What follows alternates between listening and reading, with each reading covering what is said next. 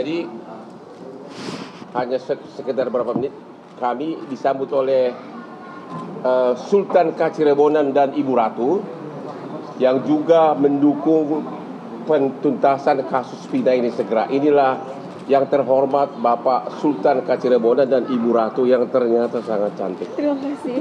Okay. Mau foto kegantengan gue juga silahkan.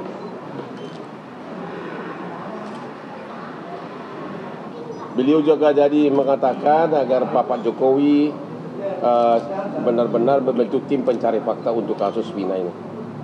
Terima kasih. Terima kasih Pak. Ya, makasih Pak ya. Ya, terima kasih Pak ya. Terima kasih banyak.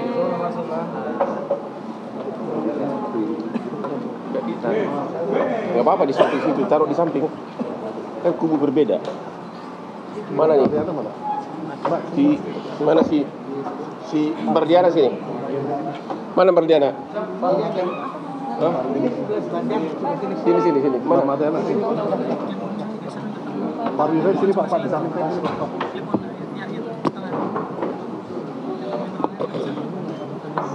Siapa di sini? Mana Intan? Ayo lah. Ada ya?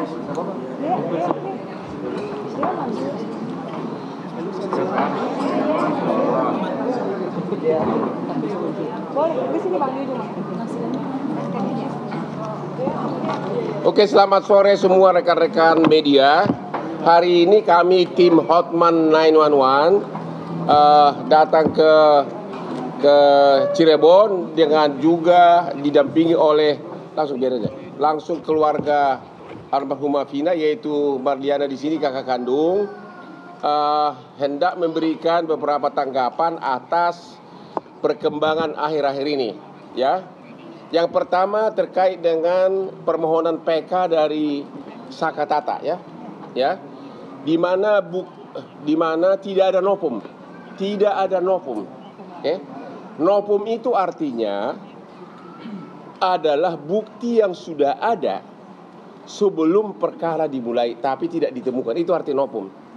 Bukti yang sudah ada tapi tidak ditemukan sebelum perkara dimulai sehingga tidak sempat diajukan zaman dulu, itu arti novum. Kalau foto yang diajukan itu yang disebutkan novum sudah diajukan sebagai bukti dalam perkara, berarti bukan novum. Kalau tidak ada novum berarti tidak ada PK, tidak ada dasar untuk PK. Jadi dasar masuknya udah tidak ada. Kalau pendapat media itu nggak ada artinya apa-apa, itu bukan bukti alasan PK. Sekali lagi, satu-satunya alasan PK mereka itu adalah novum. Novum artinya bukti yang sudah ada sebelum perkara diajukan ke pengadilan tapi tidak ditemukan sehingga tidak dijadikan barang bukti, itu arti novum. Kalau bukti itu sudah diajukan sebagai bukti, maka itu bukan novum dan oleh karenanya PK harus ditolak. Yang kedua, mereka mendalilkan ada itulah foto dari almarhumah Vina sama Eki, di mana disebutkan karena tidak ada luka-luka, artinya mulus gitu loh. Ya, oleh mereka menganggap itu adalah merupakan bukti korban kecelakaan. Itu salah total. Justru kalau korban kecelakaan harusnya, ya, kalau sampai meninggal keseret jalanan, ketimpa, pasti kan harus hancur dong kulitnya ini. Tapi kalau ini saya tonjok begini sebagai sesuai dengan kata visum ini, saya tekan ini pakai benda ke dalamnya ini, ya, tentu kan ini nggak luka-luka, tapi visum ini menyatakan patah tulang di mana-mana, patah tulang di beberapa bagian. Sama kalau ini saya hujat ini kan ada bambu ya, samurai bambu. Kalau tusuk begini, tentu ini nggak kena, semua bersih. Itu mah buktinya bahwa memang itu bukan kecelakaan, ya. Karena kalau kecelakaan sampai meninggal, ini pasti sudah kebabat habis sama jalanan, aspal hancur atau ketabrak. Ini malah enggak.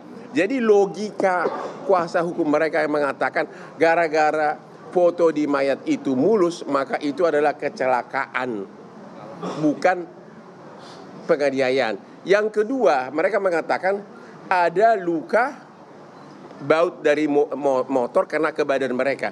Ya namanya udah digebuk begini, jatuh ya bisa kena lah sama bautnya. Jadi lagi-lagi patah itu dalil tersebut. Ya. Kemudian hari ini katanya siapa itu? Bukan, yang saksinya itu yang ditolak. Yang ditolak siapa? KM apa? Deddy Mulyadi, aku juga bingung itu orang, ya. Kok ngapain dia maju ke persidangan? Dia kan bukan saksi. Sudah cukup lah, dia udah populer, mudah-mudahan cepat terpilih nanti siapa calon apa? Nah, udah cukup lah kampanye, udah cukup lah Mas, ya. Udah selesai lah itu, janganlah terus-terusan itu berlanjut terus ya. Anda tidak memenuhi syarat sebagai saksi kok, ya.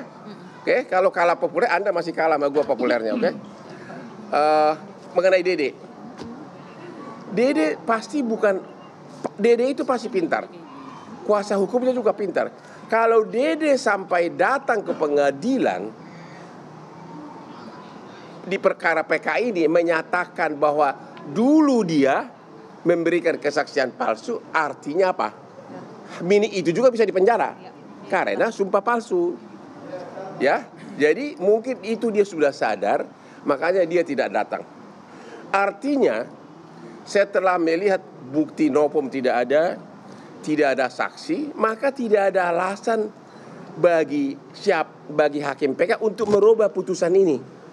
Tidak ada alasan karena memang putusan ini bagaimana bukti foto tidak mungkin mengalahkan ada visum sesudah bongkar mayat dibongkar dari kuburan, ada sebelumnya.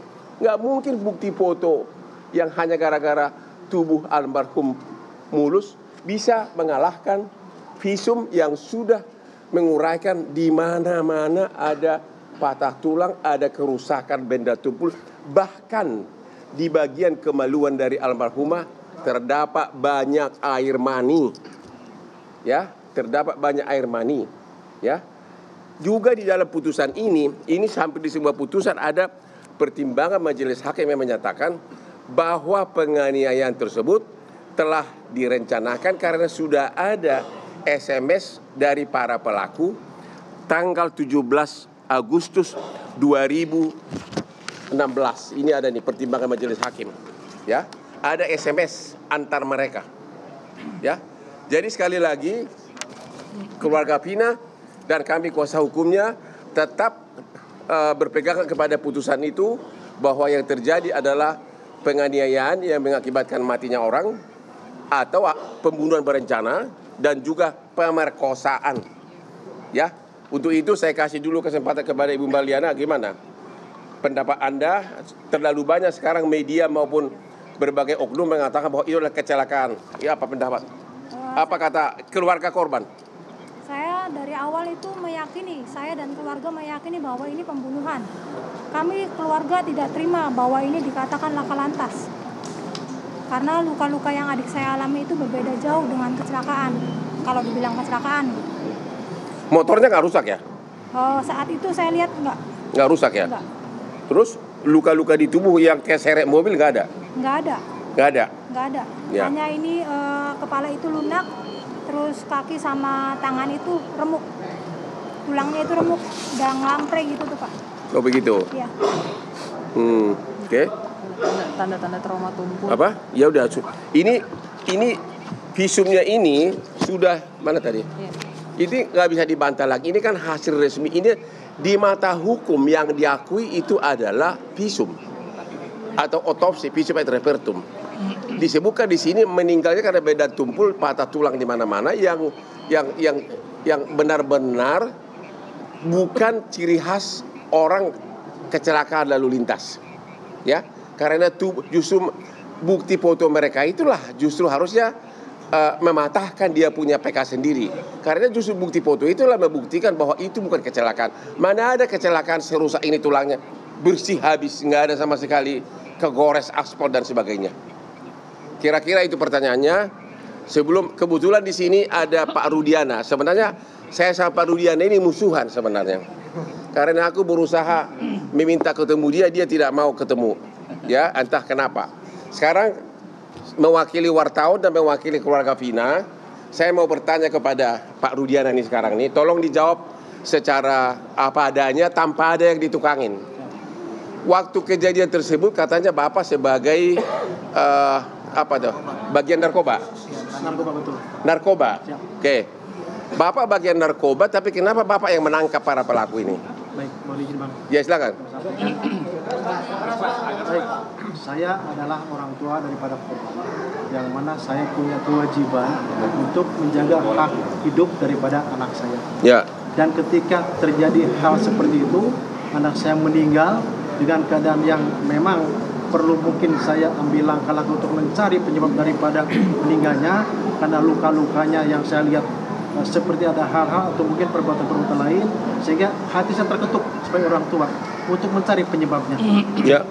Dan kebetulan ada orang yang melihat dan tanggal 31 Agustus setelah saya datang ke Jalan Perjuangan, di depan SMP 11, bertemu dengan saudara A dan D, dan kemudian dia menyampaikan kalau melihat kejadian tanggal 27, Ya. saat itu sebagai orang tua saya punya keinginan untuk lebih mencari tahu. Oke, sebelum Bapak mencari tahu, Dede mengatakan di podcastnya si Dedi, katanya Dede itu berbohong, katanya dia berbohong karena Bapak disuruh. Dia mengaku-ngaku ada kejadian, padahal nggak. Benar nggak Bapak yang nyuruh? Tidak benar, Pak. Saya Bapak akan laporkan ke polisi? sudah kita laporkan. Sudah dilaporkan. Siapa yang dilaporkan? Kuasa hukum. Kuasa hukumnya, Pak. Siapa yang dilaporkan? Kita sudah laporkan 3 orang, Yaitu? Dedi Mulyadi, Dede, dan Liga Akbar Oke. di Polda Jabar. Itu apa itu? Pasal berapa? 27 ayat 3. Iya, siapa? Dedi Mulyadi sudah dilaporkan juga? Sudah Bang, tiga-tiganya. Ntar nggak tercapai dong jadi gubernur. Jadi Kapolda lebih cocok dia Bang. Oh begitu ya? Jadi penyidik Iya. dia sekarang. Iya. Sudah dilaporkan. Oke. Jadi tidak benar Dede Tidak benar, Pak. Bapak yang nyuruh berbohong. Tidak benar. Oke. Pertanyaan berikutnya.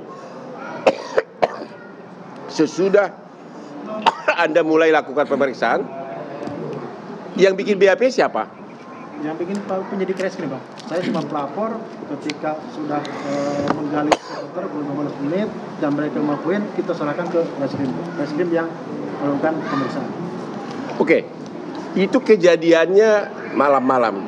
Kenapa di BAP bisa begitu jelas para pelaku mengingat motornya merek apa, siapa bonceng siapa? Itu kan udah malam-malam. Kok bisa? Apakah itu rekayasa nggak BAP-nya? Kok bisa? Ada ditulis di BAP ini, si ini bonceng si ini, merek mobilnya ini. Yang ada malah mengatakan, ada malah pelaku mengatakan di BAP, aku duluan yang perawanin. Ada lagi yang mengatakan, maaf, air maninya ketumpah di paha. Kok bisa sampai sedetail itu? Itu direkayasa atau memang begitu pengakuan para korban? Kalau saya sendiri sebagai pelapor tidak ada rekayasa, Bang. Ya. Pada saat kami menggali informasi dari para terpidana, itulah yang saya tuangkan di LP dan berita acara. Kemudian penyidik reskrim melakukan pengembangan terhadap para terpidana tersebut yang dituangkan di berita acara. Maksud saya, apa mereka waktu itu dalam keadaan mabuk pelaku itu? Tidak. Mereka sehat. Lu gua batu gara-gara lu ah. Maksud saya gini Pak, Ini Pak. kok bisa di BAP dijelaskan si A membonceng si B, ya para pelaku ya, merek motornya apa, Nio. yang merkosa duluan siapa, bahkan ada pelaku itu mengatakan aku yang merawanin duluan gitu loh. Itu ada di BAP, segitu rincinya gitu loh. Kok tiba-tiba sekarang 3 dari nama itu fiktif katanya. Soal nama fiktif gimana itu Pak? Bapak yakin nggak bahwa itu Peggy yang ditangkap adalah Peggy yang kemarin? Keyakinan tentunya di penyidik, Bang ya. Bapak sendiri pribadi? Ini Kan Egy sama Dede kan ngadu ke Bapak kan? Jadi menurut Bapak gimana? Peggy sama Dede. Bukan. Dede. Dede. Aib, Sehat. Aib sama Dede kan sumber dari Bapak. Betul. Pertanyaannya ada 3 nih. Yang apa? Fiksi apa namanya? Fiktif. Yaitu siapa? Peggy, Andi sama Dani. Ya terutama Peggy dulu. Menurut Bapak itu Peggy yang kemarin dia di pra peradilan atau bukan? Bicara keyakinan, karena yang saya tahu hanya nama-nama yang disebut para terpidana. Disebutkan. Disebutkan terpidana. Kemudian terpidana tersebut dilakukan pengembangan pemeriksaan sama penyidik. Ya. Mungkin penyidik yang lebih jelas. Oh begitu. Kalau yang dua lagi fiksi itu nggak tahu juga Pak? Iya. Saya tidak tahu. Nggak tahu ya. Ada pertanyaan kamu ke biar puas lah, biar kita nanti gue di lu jangan tuduh gue ya disogok Pak Rudiana lagi ya. Kemarin gue dituduh disogok gubernur apa tuh? Bupati apa? Bupati Cirebon. Bupati Cirebon. Bukan dong, kamu tuh. Yang mana ya? Indramayu. Yang dibilang 7 miliar. Iya, Bupati Cirebon. Bupati Cirebon ya? Bupati Cirebon. Yang nuduh gue nyogok, gue lebih kaya dari bupatinya, oke? Jadi nggak mungkin gue disogok. Saya tambahkan. Apa? Apa? Apa? Ya justru makanya ini saya mau tanya. Nama 3 DPO itu nama dari siapa? Nama 3 DPO kita dapat pada saat kita gali keterangan daripada terpidana ini. Muncullah nama-nama. Saya tambahkan ya, Ya. rekan-rekan media. Yang pertama, pertemuan sore ini sekaligus menjawab Ya. antara keluarga Vina dan keluarga Eki tidak kompak. Jadi pertemuan sore ini menjawab bahwa kami baik-baik saja dan akan mencari keadilan. Awalnya saling curiga. Awalnya saling curiga. Ya. Sekarang pun masih dikit. Oh, siap Bang. Habis ini harus makan bareng nih Bang. Bang Gentong. Kemudian yang kedua, ada narasi yang sesat dan menyesatkan. Pak Rudiana tidak pernah menangkap. Tolong diluruskan ya. Pak Rudiana tidak pernah menangkap. Yang dilakukan oleh Pak Rudiana adalah melakukan investigasi yang semua kita kalau orang tua punya anak-anaknya meninggal tidak wajar, saya kira semua orang tua pasti melakukan hal yang sama. Udah nggak usah banyak cerita lah, ya. Beliau berangkat dengan kabar bahwa Vina dan Eki sudah tidak bernyawa dengan kecelakaan. Itu telepon malam itu, Pak Rudiana ya. Sampai di sana sebagai seorang penegak hukum dia melihat ada ketidakwajaran dengan mayat anaknya. Ya, saya ingin katakan di sini bahwa tolong narasi-narasi yang kemudian menyudutkan beliau itu diluruskan. Beliau tidak pernah menangkap. Yang beliau lakukan adalah investigasi. Teman-teman jurnalis kan juga punya jurnalisme investigasi kan? Apa itu dilarang? Kan tidak. Nah, begitu beliau menemukan titik terang kejadian ini, ya, beliau berkoordinasi dengan reskrim. Betul ya? Anda ya, berkoordinasi dengan reskrim ya untuk membawa dan kemudian diinterogasi awal di Polres. Karena para penyidik reskrim menemukan bahwa unsurnya terpenuhi, dimintalah beliau melakukan laporan sebagai pelapor. Jadi peran Rudiana di sini yang pertama menginvestigasi sendiri ya kasus ini dan kemudian sesudah terpenuhi diserahkan ke reskrim. Apa yang salah? Tidak ada yang salah. Jadi itu yang perlu saya luruskan. Terima kasih Bang. Betul. Pertanyaan berikutnya. Sebentar dulu. Nanti. Pak Rudiana, Aep dan Dede itu kan saksi kunci. Kenapa tidak dibawa ke persidangan? Kenapa hanya disumpah dengan berita acara? Kenapa tidak dibawa ke persidangan? Padahal mereka adalah saksi kunci. Mereka hanya tanda tangan BAP. Memang menurut hukum acara boleh sambil bikin BAP disumpah, tapi tidak dibawa ke persidangan. Posisi saya hanya sebagai pelapor. Nggak tahu.